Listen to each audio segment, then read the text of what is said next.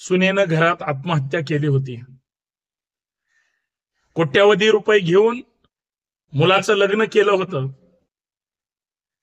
भरमसाठ हुंडा घेऊन आपल्या पक्षाचे इतर पक्षाचे सगळे राजकीय नेते बोलवले होते. एका मुलीला तर फसवलं होतं, परंतु तिच्या घरच्याचं आर्थिक दृष्ट्या शोषण करायचं ही सुद्धा मानसिकता डोक्यामध्ये होती. प्रचंड छळलं, प्रचंड त्रास दिला.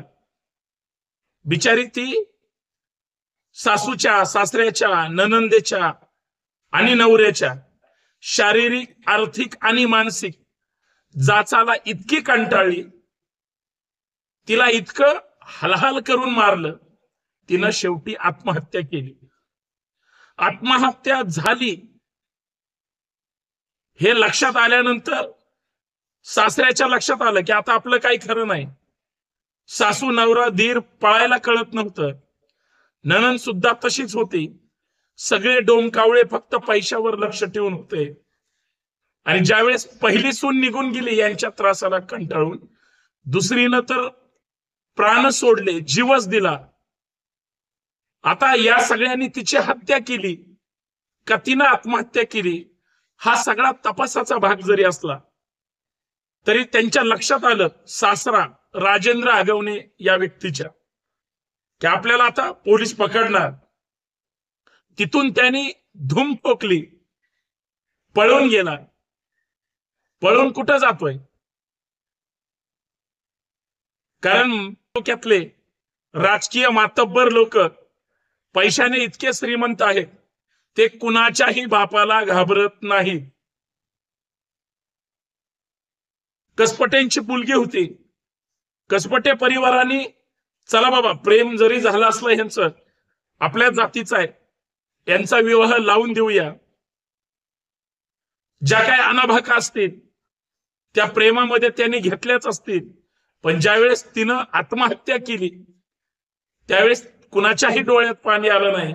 कारण गेली वर्ष 2 वर्ष ती ज्या पद्धतीचा त्रास सहन करते, 9 महिन्याचं बाळ, 9 महिन्याचा मुलगा, 9 महिन्याचा पोटचा गोळा सोडून तिनं स्वतःचे प्राण दिले. मारलं का तिनं आत्महत्या केली? पोलीस शोधतील. आणि हे सगळं बघून सासरा घरातून बाहेर पडला, बारक्या मुलाला घेतलं, त्या आत्महत्या झालेल्या महिलेच्या दिराला घेतलं आणि तो गायब झाला. कुठं?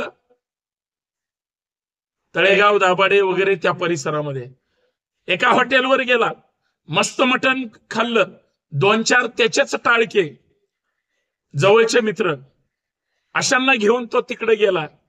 तुम्ही बघताय कशा पद्धतीनं पार्ट्या झोडतायत, कशा पद्धतीनं मटण खातायत.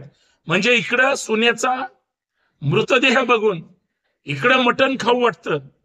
याचा अर्थ ही माणसं निर्दयी आहेत. बाप बडाना भैया सबसे बडा रुपया, याच्यावरच हे जगू शकतात. अशा पद्धतीची गोष्ट ज्यावेळेस कानावर पडते, किती दुर्दैवी गोष्ट आहे. ही तीच लोक आहेत ज्यांनी आत्महत्या झाली, सगळं कळालं, जे लहान बाळ होतं ते बाळाचं काय केलं, कुणाला दिलं? मित्रांनो, या सगळ्या मुद्द्यांवर चर्चा करायची. कारण समाजात काय घडतंय, लोकांमध्ये काय घडतंय, आपल्या आसपास काय घडतंय. आणि श्रीमंत बंगल्यात राहणारी माणसं ही मनाने श्रीमंत नसतात, हे लक्षात घ्या. ती पैशाने श्रीमंत असले तरी ते सुखात नसतात, हे लक्षात घ्या. बंगल्यात राहणारी माणसं ही गोरी गोमटी, गाड्या घोड्या जरी असल्या तरी ते त्यांनी स्वतःच्या हिमतीनं घेतलेल्या नसतात, हेही लक्षात घ्या. त्यांनी कुणाला तरी छळून, मग गोरगरिबाच्या मुंडक्यावर पाय दिला असेल, सुनेला छळलं असेल, अर्थात बायकोला छळलं असेल, तिच्याकडून वसुली केली असेल, तिला जगवण्यासाठी किंवा सांभाळण्यासाठी हप्ता घेणारी जमात म्हणजे हुंडा घेणारे आईबाप, अर्थात सासू सासरे नावाची जमात. आणि मग या सगळ्या प्रसंगावर हे सगळं पाहत असताना आपण कुठं आहेत? आपण कुणाच्या लग्नाच्या वाढदिवसाच्या शुभेच्छा देतोय, ज्याने कुणाच्या तरी पोरीची स्वतःशी सोयरीक जुळताना हुंडा घेतला होता. सगळ्या गोष्टीची चर्चा करायचे, विचार करायचे जड अंतकरणाने. त्या वैष्णवीच्या या मुद्द्यावर चर्चा करतोय. म्हणून सर्वांना जय जाऊ, जय शिवराय, नमस्कार. मी संतोष शिंदे चर्चा करतोय या सामाजिक विचारपीठावर. परंतु मन, हृदय हे हेलावून गेलेलं आहे. आमच्या समाजात इतकी निर्दयी माणसं आहेत, इतकी घाणेरडी माणसं आहेत की त्यांचा खरं तर ज्यांना सामाजिक भान आहे, तुमच्या माझ्यासारखी माणसं, जिवंत विचारांची माणसं, आपल्याला TRP मिळवायचं नाही तर त्या व्यक्तीच्या काय घडलंय, त्या व्यक्तीच्या विरोधात समाजाच्या मनामध्ये काय, त्या मुलीच्या आईवडिलांच्या मनामध्ये काय, आणि यांच्यावर अर्थात पोलीस प्रशासन असेल, सगळ्यांवर दबाव असला पाहिजे. बऱ्याच गोष्टी मी आपल्या समोर मांडणार आहे, कदाचित तुम्हाला धक्का सुद्धा बसेल, पण या सगळ्या गोष्टी तुम्हाला माहित असणं गरजेचं आहे. म्हणून हा व्हिडिओ शेवटपर्यंत पाहावा. नवीन असाल तर हे चॅनल सबस्क्राईब करा, जास्तीत जास्त शेअर करा. सगळ्यात महत्वाचं बेल आयकॉन प्रेस करायला विसरू नका.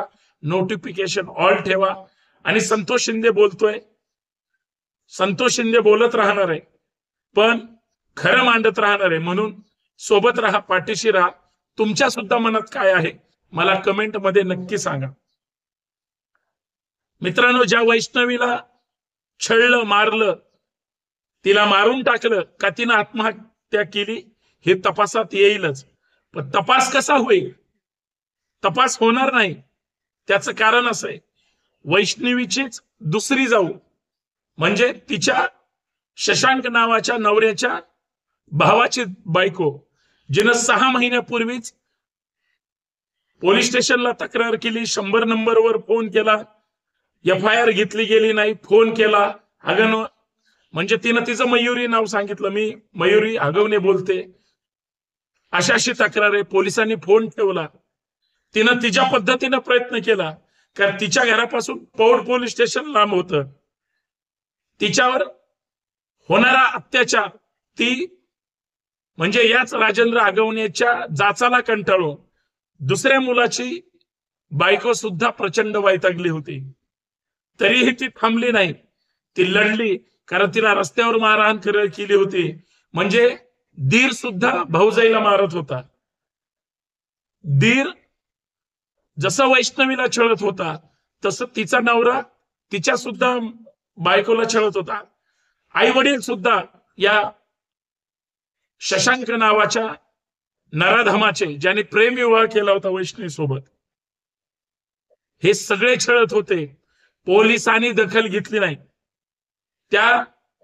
ती जगतापांची मुलगी, त्या जगतापाच्या मुलीनं जशी ही वैष्णवी कसपटेंची तशी ती जगतापांची, तिनं शेवटी कशाही पद्धतीने FIR नोंद करायला लावली, परंतु अटक होत नव्हती. सगळं पोलीस स्टेशन मॅनेज होतं. पोलीस सांगा कुणाचे 100%. पोलीस सरकारी नोकर आहेत.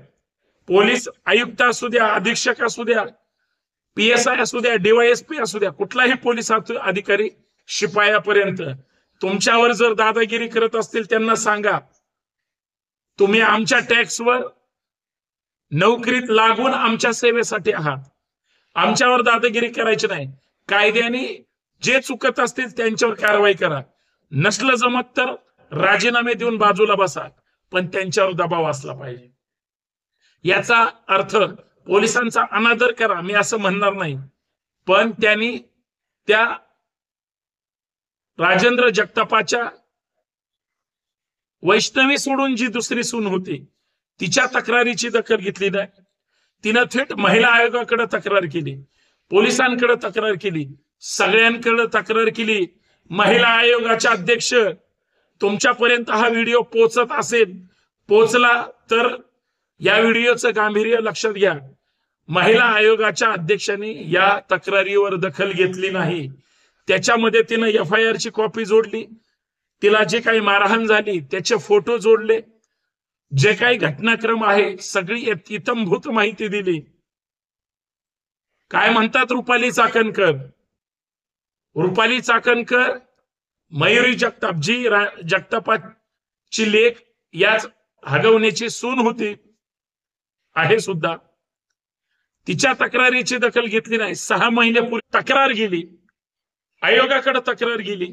राजेंद्र जगतापाला माहीत झालं की आपण अजितदादा पवारांचे कार्यकर्ते आहोत, आपण राष्ट्रवादी काँग्रेसचे कार्यकर्ते आहोत, आपण सत्ताधारी पक्षाचे कार्यकर्ते आहोत. राज्याचे गृहमंत्री अर्थात सगळीकडे जे काही कायदा सुव्यवस्था बिघडलेली आहे त्या सगळ्या पोलिसांचा आका ते सुद्धा आपलं काही करू शकणार नाही. कारण आपण दादांना सांगितलं त्यांच्या पायघड्या धरल्या तर सगळे गुन्हे मागे घेतले जातील. असं झालं असेल ना? हे का नसेल झालं त्याचं एक मी उदाहरण सांगतो आणि मग मूळ मुद्द्यावर येतो. जसं अजित पवार राजेंद्र हगवणेच्या संपर्कात होते, आज वैष्णवी यांनी आत्महत्या केली. अजित पवार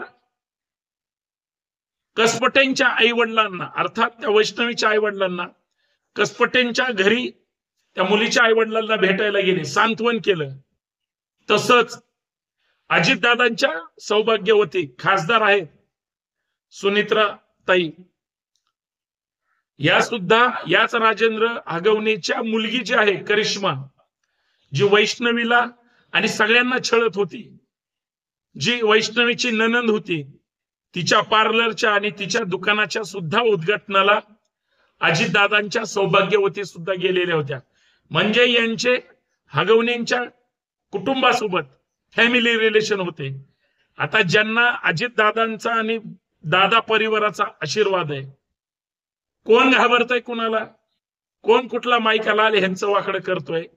हीच हिंमत वैष्णवीला मारल्यानंतर हा ज्यावेळेस फरार झाला, पोलीस आयुक्त पिंपरी चिंचवड सापडत नसतात का यांना? सायबर यंत्रणा, सगळी यंत्रणा काय करत होती? काय बिड्या उडत होते का? बघा, लक्षात घ्या. मटण खात होती, आलिशान गाड्यातून फिरत होती आणि दादा म्हणतात कुणालाही सुट्टी देणार नाही. अहो, नरडेशी आल्यावर तुम्ही सुट्टी द्याल न द्याल, पण संतोष देशमुख हत्या प्रकरणामध्ये धनंजय मुंडेंवर आरोप होत होते. वाल्मिक कराड त्याचाच माणूस, अत्यंत वाईट पद्धतीनं हत्या झाली, बीड जिल्ह्यामध्ये दहशत माजवली. काय केलं सांगा बरं धनंजय मुंडेंचं? याच अजितदादा पवारांनी 2-2, 4-4 महिने त्याच धनंजय मुंडेंना पाठीशी घातलं की नाही? पाठीशी घातल्यामुळं, राजीनामा न घेतल्यामुळं महाराष्ट्रात जातीयवाद जो वाढला, जातीमध्ये 2 समाजामध्ये जो तेढ निर्माण झाला, फक्त वेळ काढूपणामुळे आणि गलथान कारभारामुळे. ते अजितदादांनी लय मोठ्या गोष्टी करू नयेत, कारण तुम्ही मायबाप सरकार आहात, राज्याचे उपमुख्यमंत्री आहात, राज्याचे अर्थमंत्री आहात, जाऊ द्या हो सगळं, पुणे जिल्ह्याचे पालकमंत्री आहात. तुमच्या जिल्ह्यात, तुमच्या भागात अशा घटना घडतात, तुम्ही काय पक्षातून हकलपट्टी करता? पक्षाच्या जीवावरच तो 2-2 सुनाला छळत होता. ही काय संस्कृती काय महाराष्ट्राची? हुंडा घेऊन सुद्धा छळत होता, गाड्या पाहिजे होत्या. सगळे ह्यांचे कार्यकर्ते असेच आहेत. आणि महिला आयोगाचे अध्यक्ष अजितदादांचे कोण चेले चपाटे अंधभक्त जे सरकारचे असतील, आता मी पाहतोय कमेंटमध्ये ज्या पद्धतीनं ते त्यांची भूमिका मांडतात, हे सगळे सरकारने आणि सरकारच्या लोकांनी कितीही कुणाचंही वाईट केलं तरी अंधभक्त हे गुन्हेगारांचं समर्थन करणार. त्याचं कारण सांगतो. महिला आयोगाच्या अध्यक्षाला सामाजिक कार्यकर्त्यांनी अडवल्यानंतर ते काय म्हणतात? चिल्लर कार्यकर्ते, चिल्लर कार्यकर्त्यांचं मी मनावर घेत नाही आणि चिल्लर लोक काहीही माझ्या विरोधात स्टेटमेंट देऊ द्या, मी त्यांना भीक घालत नाही. मला पक्षाने पद दिलंय, माझ्यावर पक्षाने जबाबदारी दिली, सरकारने जबाबदारी दिली. खरी आहे ही गोष्ट, मान्य आहे सगळ्यांना. पण बांधवांनो, ज्या पद्धतीची भाषा हे लोक वापरतात, तुम्ही पद कसं मिळवतं, कसं काय काय करता, कसं पक्षाला वेठीस धरता, जेवढे लोक पद घेतात पक्षाच्या कसं पुढे पुढे करतात, हे सगळ्यांना माहित असतं. उगाच कुणाला पद मिळत नाही. मान्य आहे तुम्ही पक्षाचे कार्यकर्ते, पण ज्यांच्या सावली सोबत वाढले तुम्ही, त्यांची गद्दारी केली, त्यांच्याशी गद्दारी केली, तुम्ही त्यांच्या होऊ शकले नाही, कोणाचे तरी काय होणार? आणि त्या मृत कुटुंबाच्या आईवडिलांना ज्यावेळेस तुम्ही त्या व्यक्तीच्या घरी जाऊन भेटता आणि बाहेर येऊन हसत हसत बाईट देता, सगळ्यांची भूमिका कळते. मित्रांनो, मला या माध्यमातून शेवटी एवढंच म्हणायचंय, माझ्या भावना ह्या व्यक्तीशी, त्या विचारांशी आणि समाजाशी निगडीत आहेत. ह्या नेत्यांच्या, पुढाऱ्यांच्या घाणेरड्या कारभारांशी निगडीत नाही. म्हणून इतकं सगळं होत असताना सरकार गुन्हेगारांना पाठीशी घालतंय, पोलीस गुन्हेगारांना पाठीशी घालतंय, वेळेवर तक्रार येऊन सुद्धा पोलीस त्या ठिकाणी तक्रार घेत नाही, कारवाई करत नाही. जर सरकारमध्ये नैतिकता असेल, पोलिसांमध्ये नैतिकता असेल, अजितदादा सहित सगळ्या पुण्यातल्या कारभाऱ्यांवर नैतिकता असेल, आणि सगळ्यात महत्वाचं लक्षात घ्या, सत्ताधारी पक्षाचे सगळे पक्ष असतील त्यांच्यात नैतिकता असेल, तर हगवणे कुटुंब एक नाही, दोन नाही, तीन नाही, 4 जण आहेत. खंडणी मागितली, मारून टाकले, पैसे मागितले, पैसे वसुली केली, खंडणीच्या, मुक्याच्या सगळ्या गुन्ह्यामध्ये जे जे लागू होतं ते सगळे गुन्हे या हगवणे कुटुंबावर लावले पाहिजेत. फक्त आत्महत्येसाठी प्रवृत्त केलं एवढाच गुन्हा लावून, गुन्हा दाखल करून त्यांना लवकर जामीन मिळेल अशी व्यवस्था जर कोण करत असेल तर ते साफ चुकीचं. या माध्यमातून मी थेट सरकारला मागणी करतोय, विनंती करतोय, म्हणून हा व्हिडिओ जास्तीत जास्त शेअर होऊ द्या, की आगवणे कुटुंबावर मोका लावल्याशिवाय आणि त्यांच्यावर कठोर कारवाई झाल्याशिवाय हा पुण्यातला सामाजिक कार्यकर्ता, कुठलाही राजकीय पक्ष ज्यांचे विचार जिवंत आहेत, कुठलाही चळवळीतला नेता हा शांत तर बसणार नाहीच, परंतु सरकारला सुद्धा शांत बसू देणार नाही. सरकार जर पाठीशी घालत असेल आणि कुणाचं लांगुल चालन करत असेल, कसं करत नाही ह्याचं पण उदाहरण एक देतो. अटक झाली या दोघांना, कुणाला? राजन राघवणे आणि त्याच्या मुलाला. त्याच्या अगोदर त्याच्या बायकोला, मुलाला आणि मुलीला व्हीआयपी ट्रीटमेंट होतो यांना पोलीस स्टेशन मध्ये, बिर्याणी खात होते हे सगळे. याचं उत्तर कोण देणार?